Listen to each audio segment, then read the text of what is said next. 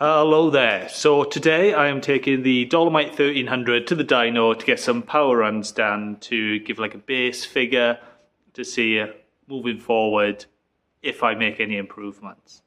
So first things first, let's move some stuff out of the way. It's pretty cold. Let's see if the tractor starts. Glow plugs.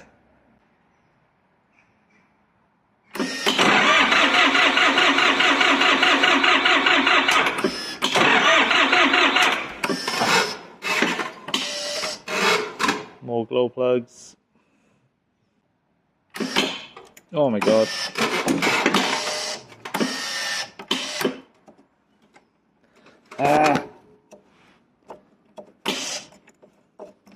Bloody barrel's rotating now. Oh, what a great vehicle. That should do it.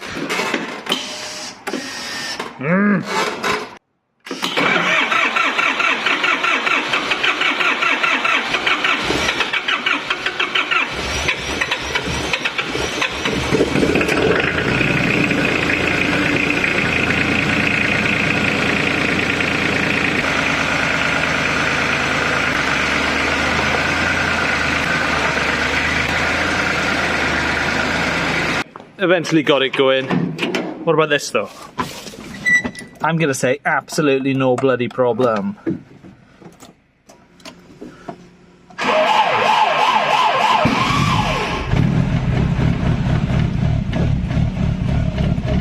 Nice little backfire. Just to wake the neighbours up.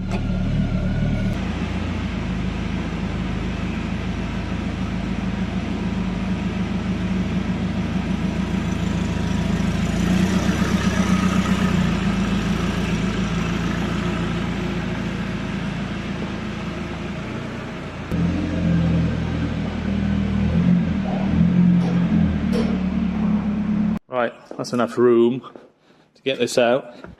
Wouldn't be funny if this one doesn't start, because that would probably mean today's cancelled.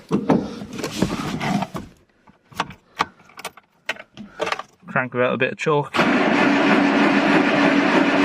Now that's sounding a bit lazy. Let's just go straight into a start.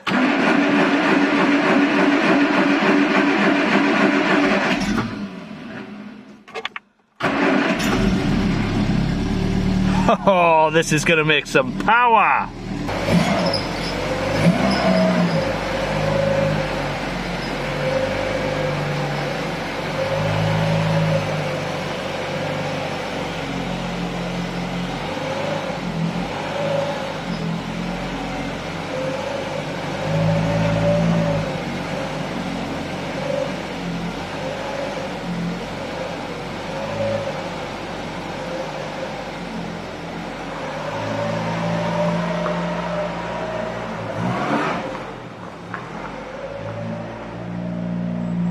Alright, a few things to work through on it. Put some mirrors back on it, lubricate a few things which aren't working properly. Like the back door doesn't shut properly. Wheel trims on it, hubcaps even. And yeah, take it to the dyno. Bit of a high idle on chalk, but it is a very good looking thing.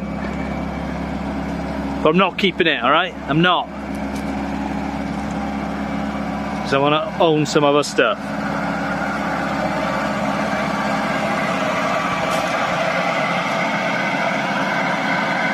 Right, so one of the things I need to sort out is that the throttle linkage is broken. I've got something very similar looking. I might have to drill a few holes and chop this down a bit, but this is going to go in its place. I've also bought an ignition timing light to check the ignition timing on it. So this is the linkage off the carburetor, and the idea is to drill through the back of that hole, removing that, so this threaded portion can go inside it.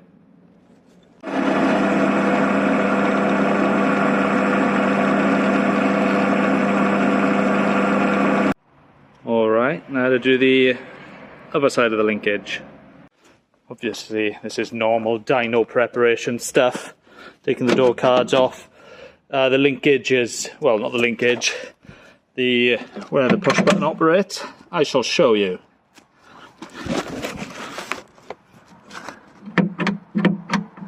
button on the outside pushes, and it's supposed to push up against that light metalled, partially rusty piece to unlock the door, but it's stuck in the permanently, like as if the button's pushed down, as if you're always trying to open the door, so the door doesn't latch.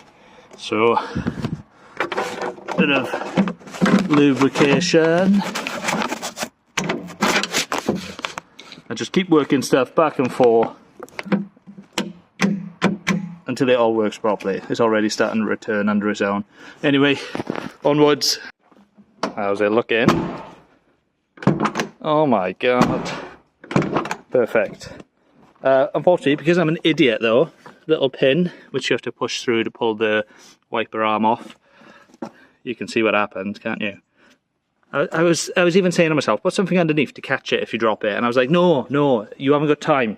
It's quicker to drop it, look for it, and then just make a new one. This isn't what you want to see less than an hour before you need to be at the dyno. Just checked. I wasn't going to adjust it because it seemed to run all right. Or it did pink a little on the drive home, and I was running on 99, and I don't plan on running at 99 anymore because it's quite difficult to get at. I want to run it on 95. Anyway, enough waffling. Just checked the ignition time in, and it reckons it's running 30 degrees advance at idle. It should be about 10. So just had a look at the distributor. I can't adjust it. It's seized in this housing, so pulled it off. Just going to free it up and then chuck it back together. Okay, so this bit of footage is actually taken once I've got back from the dyno, but it should have been before I went to the dyno, but that doesn't matter. I basically ran out of time filming just before I left. Time was running out and I was still busy, so I didn't film any of it, but here are these little bits of footage which I wanted to include. Here they are now. So a few of the electrical items didn't work on this thing. The indicators, the horn, the wipers, and yeah, they were all playing up. And it was basically just dirty fuse box connections and dirty bad earths for the rear indicators. So little bits of fettling, cleaned them all up, got them all working. For the fuse box, it's got a glass fuse, so it runs glass fuses. I hate them fuse boxes. To get them to work, quite often you have to come up to the fuse and rotate the fuse so it cleans up a bit of the terminal at the end of each fuse. To get electrical continuity again for your bloody everything to work. So it was playing out. I hate them, so what I decided to do was this. So this is a Dolomite fuse box, glass fuse at the top, and then you would have one directly opposite it on the bottom. Well, the problem with them is where they fit on the end, they corrode up, and then half your electrical system doesn't work. You've got a switched ignition and a permanent 12 volt feed, top and bottom. And what I did was simply run it to a fuse, top and bottom, then a short amount of wire, and run it to that system. So it's still fused, but all that happens now is that I've got blade fuses, which I can change. Obviously this is only temporary, and I'm not gonna run this forever. I'm gonna come up with a more permanent solution. And then, on my very first road test, since I've had the wheels and everything fitted, further than the end of the driveway anyway, the brakes started to bind on. So when I picked this up 2 months back, it was sat in the garage, flat tyres, brakes were binding, stuck on. We freed them off, pushed them back into the calipers and drove it back. And it didn't seem to be any more of an issue. Now it's sat for another 2 months. I've taken it back on the road, and as I've applied the brakes, they started binding again. And like probably a 3/4 mile stretch on the way back, I was flat out in fourth gear, top gear, doing like 35 mile an hour because the brakes were binding. It was good though to test, you know, if it would take the dyno. So yeah, being held flat out for that long. Brought it back, wheels off, pushed them back and forth, applying the brakes, and they are much better, but I think I'll have to reseal these calipers. But the brakes work fine. It's not a dangerous thing. But if you apply them very heavy, like to do an emergency brake, they might not fully release. I took it to the dyno and back, and I didn't do any emergency stops, and they are fine. I did 60 odd mile an hour in this, trundling along, cruising in 4th. So it's not that much of an issue, but it was something. It was 10 to 2. I was trying to leave at 2. It was 10 to 2, and I was pulling the wheels off. Fun and games, but all good. It all works. Stuff to look at in the future.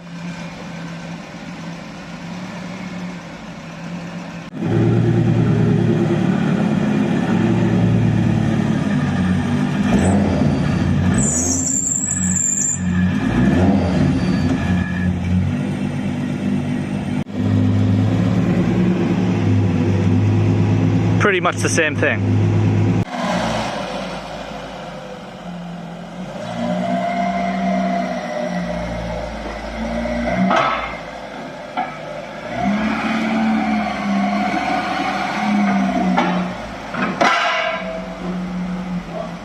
The guy was just saying it looks quite lean at idle, but it doesn't smell lean, so we're just going to try it as it is.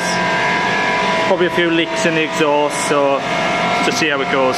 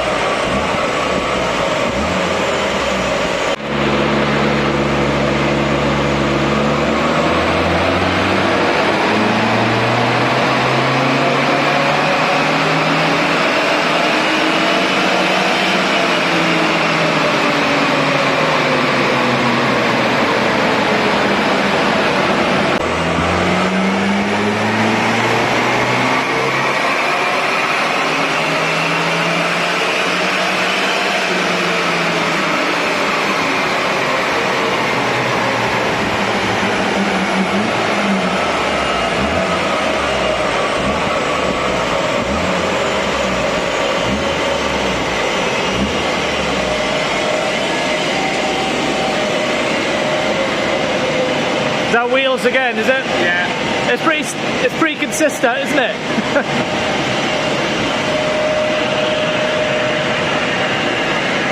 When you accelerate, it creates a different vacuum in there, and then this will either go up or go down, and it pulls the needle up. That's it. 95 Newton meters. It's like a big motorbike. Very pleased with that. Made 55 horsepower at the flywheel and just under 100 Newton meters. Yeah, and every run it basically did the same. So happy with that. It works out about 42 horsepower at the wheels. So it's no joke. Like it's powerful.